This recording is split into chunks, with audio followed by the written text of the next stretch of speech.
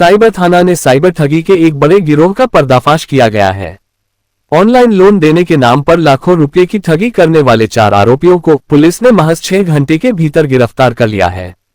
Cyber ठगी का आवेदन प्राप्त होते ही भागलपुर साइबर थाना ने त्वरित कार्रवाई शुरू की। 21 अप्रैल को ऑनलाइन लोन देने के नाम पर झांसा देकर ठगी और पैसे मांगने गए लोगों को बंधक बनाने की सूचना मिलते ही पुलिस ने वरीय पुलिस अधीक्षक के निर्देश पर एक विशेष छापेमारी दल का गठन किया। छापेमारी के दौरान पता चला कि गिरोह ने माला देवी से 8 लाख रुपए, पार्वती देवी से 4 लाख रुपए, पूनम देवी से 1.5 लाख रुपए, गुड़िया देवी से 1 लाख रुपए, अजमेरी खातून से 50,000 रुपए, निशा खातून से 35,000 रुपए, सरिता देवी से 20,000 रुपए और कन्हैया खातून से 10,000 रुपए की ठगी की थी।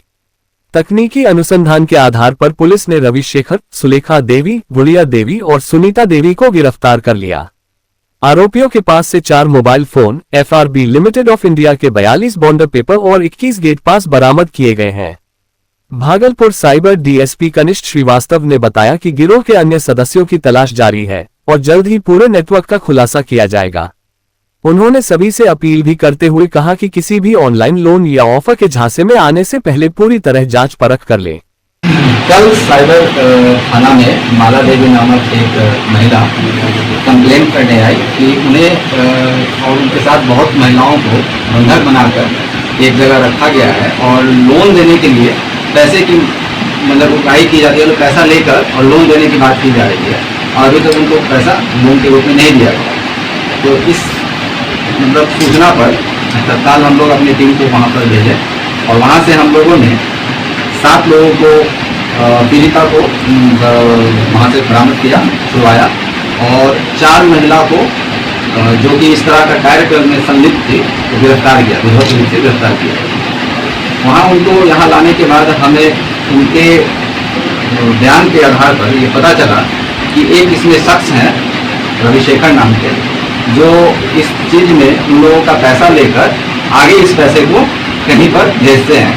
तो हम लोगों ने टेक्निकल सोच से और इस पर ज़्यादा साक्ष्य जुटाकर हमने उनका रेड मारा उनके ठिकानों पर और तुरंत 2-3 घंटे के भीतर हमने उनसे भी अरेस्ट कर लिया। तो कहाँ के हैं रविशेखर? ये गोगरी जमालपुर जिला खगड़िया के। तो ये मास्टर माइंड है? हाँ जी। और ये महिला लोग कहाँ की? ये महिला लोग जो इसमें एजेंट के रूप में कार्य करती थी, 4 महिला जो हैं ये लोग गोगरी जमालपुर की हैं, खगड़िया की। जो लोग ठगी की शिकार हुए महिला पीड़िता कहाँ की? हाँ, कुछ लोग वहाँ खगड़िया की ही हैं और कुछ लोग नारायणपुर की हैं, भागलपुर की। घटना कहाँ घटी?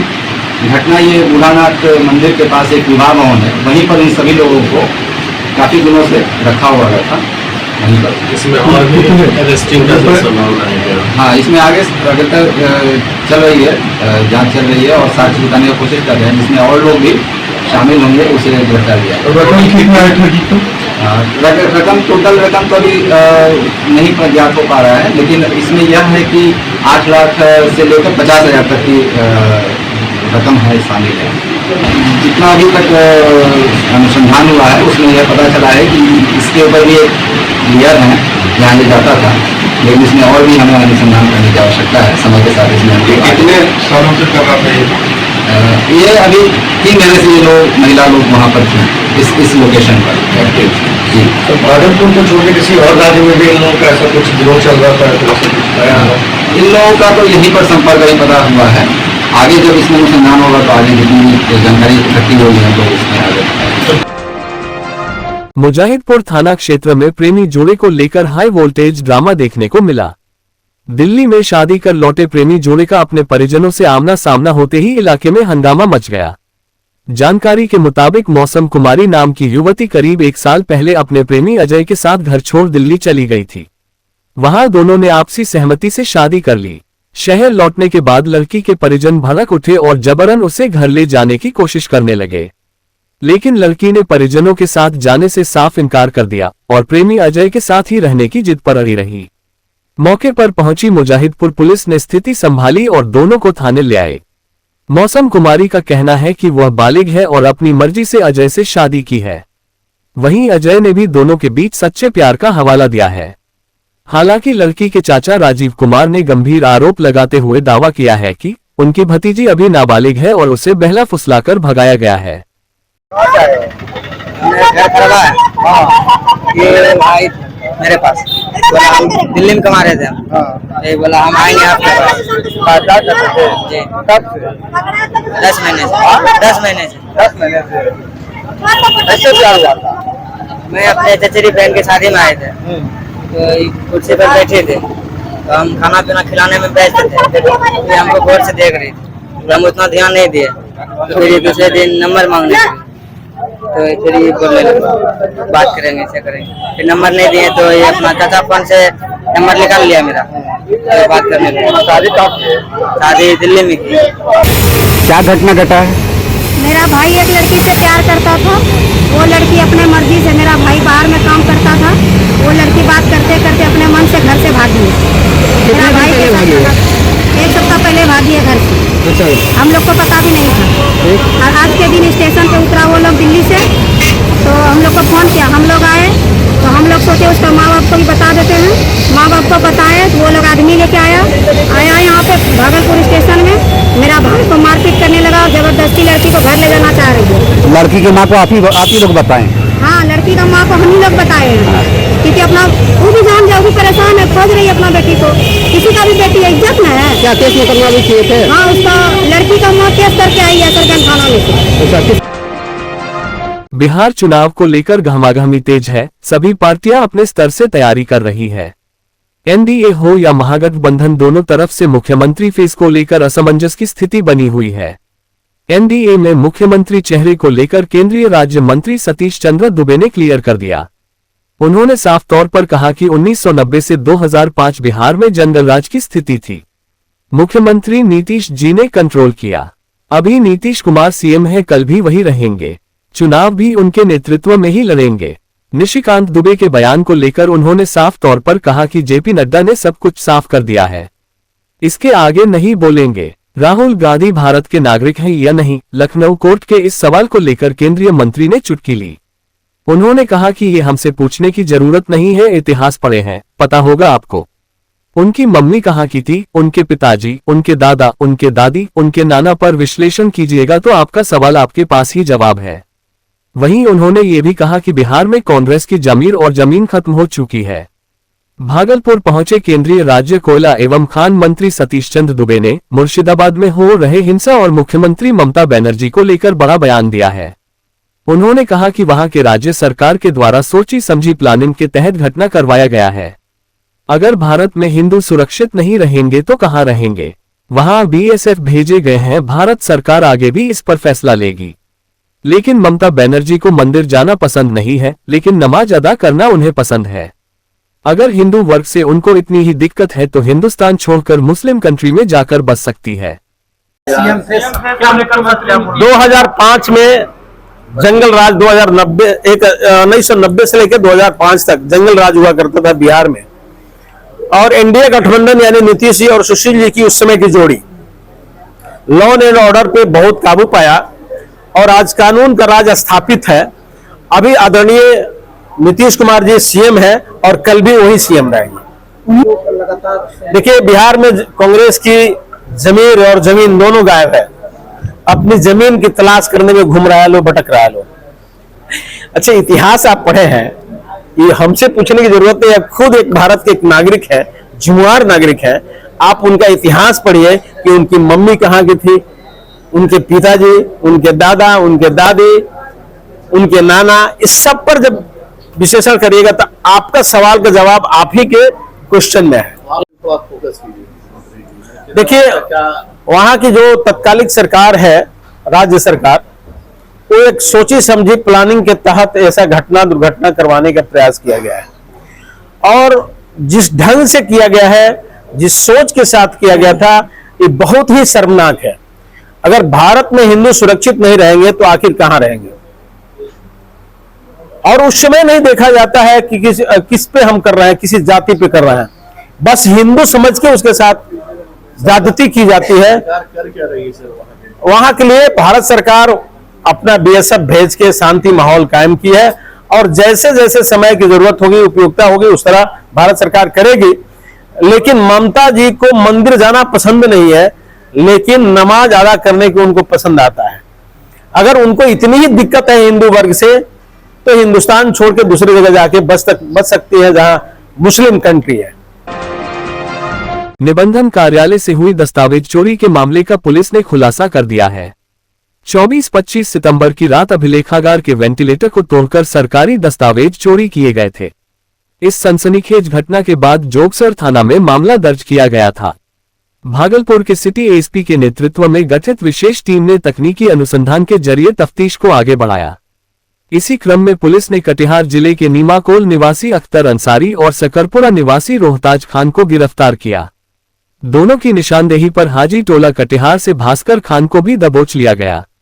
पुलिस ने गिरफ्तार आरोपियों के पास से चोरी हुए सरकारी दस्तावेज भी बरामद कर लिए हैं।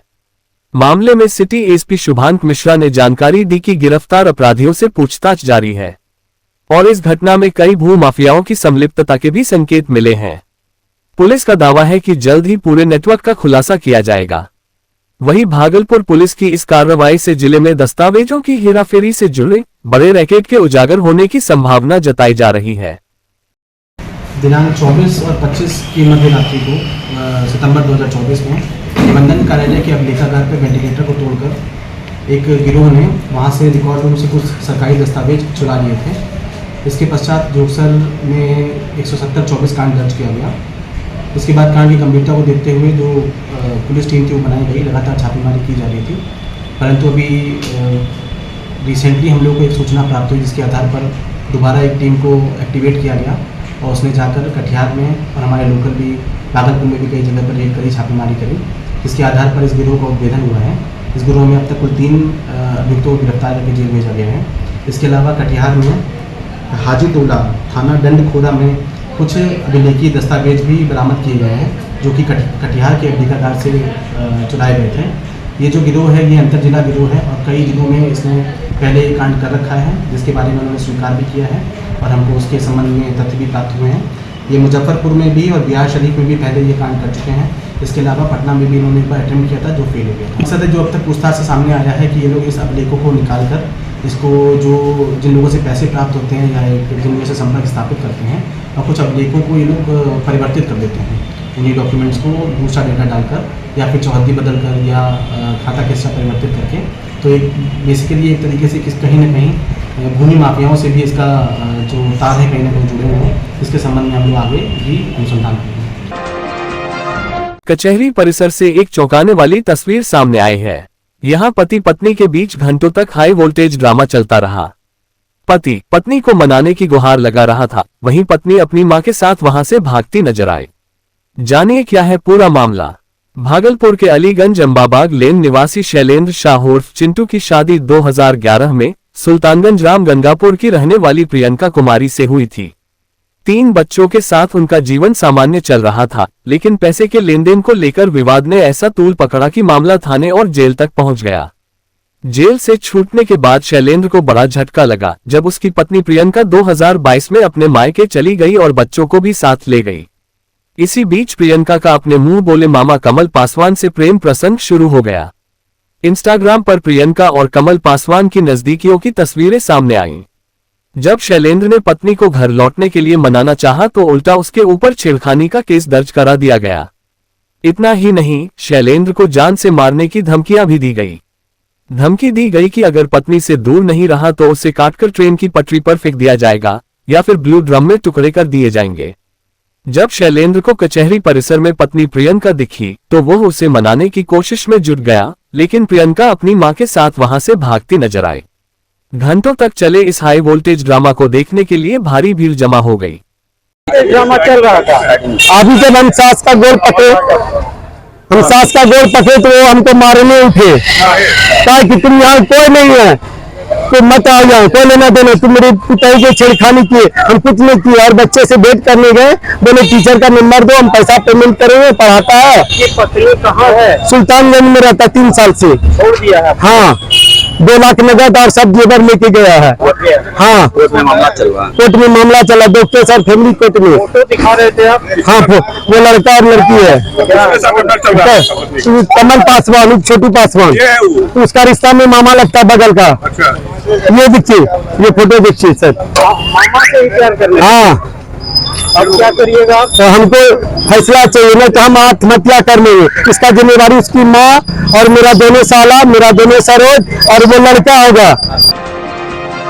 पुलिस जिला नवगछिया के परबत्ता थाना क्षेत्र अंतर्गत नेशनल हाईवे पर मवेशी लदे ट्रक और हाईवा के बीच आमने सामने जबरदस्त टक्कर हो गई। इस दुर्घटना में ट्रक ड्राइवर समेत 3 लोग गंभीर रूप से घायल हो गए। टक्कर इतनी भयानक थी कि दोनों वाहन बुरी तरह क्षतिग्रस्त हो गए और सड़क पर एक दूसरे में फंसकर जाम की वजह बन गई। हादसे की सूचना मिलते ही परबत्ता थाना पुलिस मौके पर पहुंची। स्थानीय लोगों की मदद से घायलों को आनन फानन में अस्पताल में भर्ती कराया गया। हादसे के कारण एनएच पर दोनों ओर वाहनों की लंबी कतार लग गई। सड़क पर अफरा तफरी मच गई। पुलिस ने मौके पर पहुंचकर काफी मशक्कत के बाद क्षतिग्रस्त वाहनों को सड़क से हटवाया और यातायात बहाल कराया। जानकारी के मुताबिक मवेशी लदा ट्रक भागलपुर की ओर से तेज रफ्तार में आ रहा था, तभी सामने से आ रही हाईवा से सीधी टक्कर हो गई। टक्कर इतनी जबरदस्त थी कि दोनों वाहन सड़क पर बुरी तरह फंस गए। पुलिस ने दोनों क्षतिग्रस्त वाहनों को कब्जे में लेकर जांच शुरू कर दी है। फिलहाल घायलों की स्थिति गंभीर बनी हुई है और पुलिस मामले की छानबीन में जुट गई है।